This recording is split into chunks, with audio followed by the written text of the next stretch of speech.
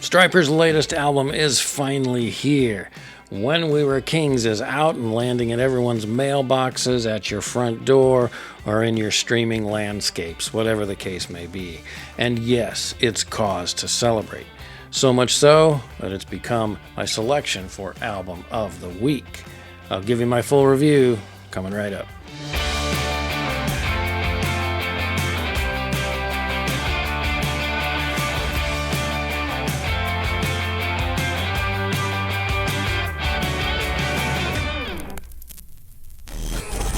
Hey y'all, welcome back to another Tim Talks Christian Rock here on the Creative Christians channel. Tim Risto here. Thanks for stopping by to spend a little time hanging out with me here on the channel. Truly glad you chose to watch this video today here on my channel. Don't forget, if you like what I'm doing here, give me a quick thumbs up. It's much appreciated. Subscribe to my channel if you haven't already. And please feel free to comment below. I appreciate the engagement and comments, and I try and interact with y'all as much as possible. I do enjoy it and love to hear your comments, your support, your feedback. All of that is greatly appreciated. You all know that Stryper has been on a great run of albums, most certainly since their No More Hell to Pay album dropped back in 2013. Can you believe it? It's been 10 years already. It's almost unreal how strong the Stryper output and discography has been for so long. You know, I mean, you look back at albums, I've got some of the vinyls here.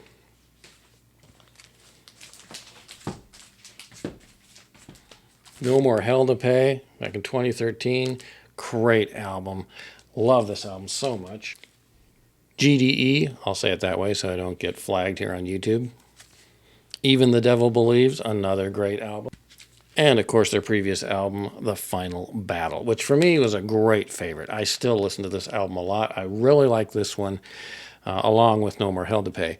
And those are kind of the two albums that this current album has to top in order to kind of become my new ultimate favorite. But Final Battle was very good. So then we come up to their current release now, 2024's When We Were Kings. I'll show you more of the vinyl in a little bit. So the real question on everyone's mind, of course, is, does When We Were Kings continue their run of great albums, or has their winning streak come to a close? Well, as you've probably guessed it wouldn't be my album of the week if their run was over. It definitely continues the winning trend. But perhaps in a little bit different way. Subtly different. What do I mean? Let's get into it. All right, let's start out talking guitars, right? Heavy metal is so much about the guitars, so let's start there. I've always loved the very traditional Stryper sound, right? Especially guitars. You know Stryper when you hear them, most of the time. They developed their own unique sound early on.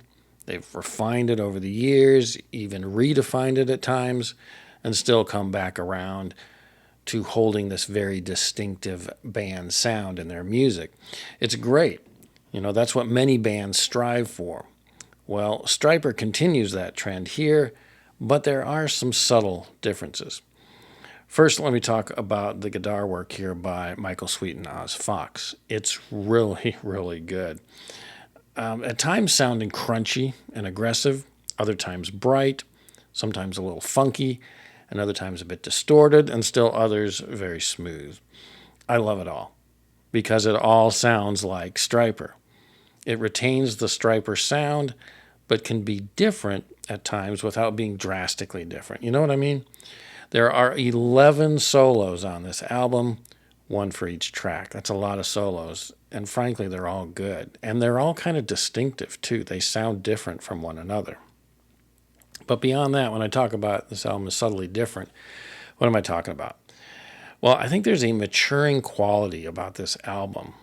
Now, the music still rocks hard, but there's also some, I guess, mellower grooves, for lack of a better term, about some of the music. I mean, again, this is a hard rock, power metal album. No worries about that. That's definitely the case. But some tracks, like I'm thinking Betrayed by Love, Rhyme of Time, and maybe some others, slow things down just a bit to kind of give us a sense of the band slowing down ever so slightly. And when I say slowing down, I don't mean that in a negative way. I'm not just talking purely ballads here either. These guys bring the fire, but they are, like many of us fans, getting older. And we all need to just slow down the pace just a bit so we can kind of age gracefully. And to me, it feels like Stryper has started to do that a bit here, maybe just as a way to pave the road for the future. I don't know. I don't want to take that too far, but I get a sense of that. Michael, of course, has shared about some of his health issues with his eye and vocal cords. Oz has been through a lot of brain surgery, and I know it's only by the grace of God that they've been able to keep putting out music consistently and even touring amid all of that, or with just brief breaks. I think many other bands would have called it quits, pretty quickly, or taken an extra long break, but not Stryper. No, they keep forging on like soldiers under command. Speaking of Michael, his vocals are still great, much like Greg X. Volz of Petra has had to do with the passage of time. Michael Sweet dials in a bit more of his lower register and makes it work well. More of that, I guess, maturing of the songs, vocally in this case. But he also hits some amazing high notes and holds them. He keeps bringing it. But I like the lower register sound that he has too. And I wouldn't be opposed to him doing more of that on some future songs and albums and move into a deeper, richer sounding vocal delivery for Stryper's later years, perhaps. Would it be as popular? I don't know. Maybe not. I'm not here to debate that, but I think it could certainly work. All right, before I give you my quick track by track and then a wrap up at the end, thought I'd show you the vinyl once more real quick. I've actually got two vinyls now today. In a video I did the other day, I just had this colored one here, but I'll show you what else I got too. So here's the the cover art. It's a gatefold, of course. I think it's a great band photo there inside, and then the back cover here. And that particular cover there goes with this great, I guess they call it Tiffany blue vinyl. They call it teal or aquamarine or whatever. Very cool colored vinyl. But since I showed that off the other day, I've actually gotten this album here in the mail today? I don't remember. Anyway, I just got this one, which is the black vinyl. That included an autograph by the band. But here's the black vinyl, just to show that off.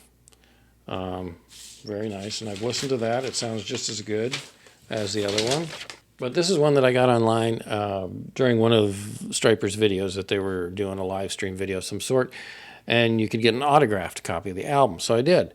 Now, I thought it would come with autographs all over the album cover or something like that, but instead what you get is this little card inside here with the band's autographs on the back. So wasn't expecting that. I don't know, maybe they said that on the video. I didn't catch it, but I just thought the album cover itself would be autographed. But it's this, which is still cool, nice to have. And now I've got a black vinyl and a teal vinyl. So that's that. Thought I'd show you those real quick. All right, let's get going on a quick track by track here.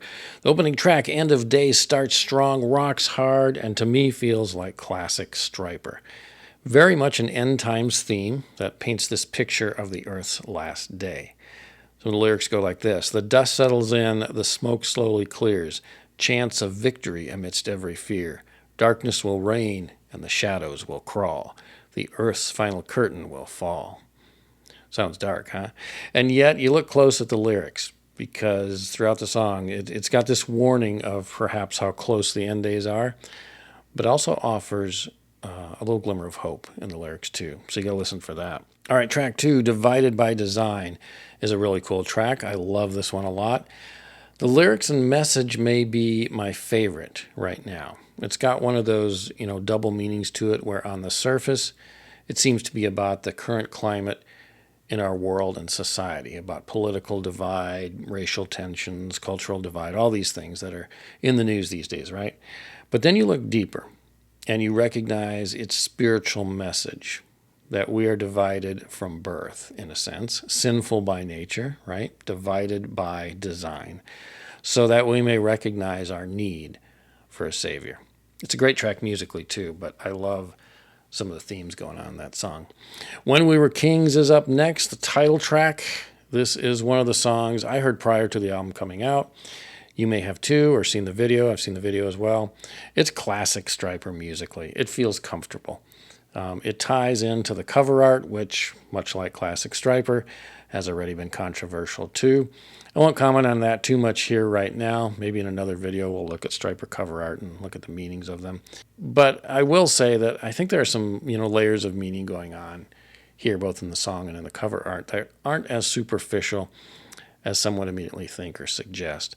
The song has a reflective quality to it, the band looking back at the past, I think in more ways than one. Not entirely sure of all the meaning here, but I'm not done reflecting on the lyrics yet. I've heard the album all the way through twice, 3 times maybe. Next up is Betrayed by Love, another great track. And this one has more of that subtle slowing down going on that I've been talking about. I think the unique meaning of what being betrayed by love means is one of the cooler hidden or double meanings going on in this album. Nice writing, Michael. I really like the way you've matured with some of these songs. The music here is excellent, as are the vocals. It's a great tune. Love Symphony is good. It's the next track up. Big and kind of epic as it goes along, as it builds up. The lyrics and meaning are great. But it may be my least favorite musically on the album, at least right now.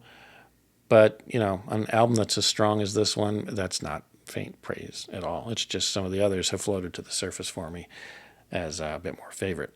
Okay, next, how many heavy metal songs attempt to break down the mystery of the Trinity, Father, Son, and Holy Spirit?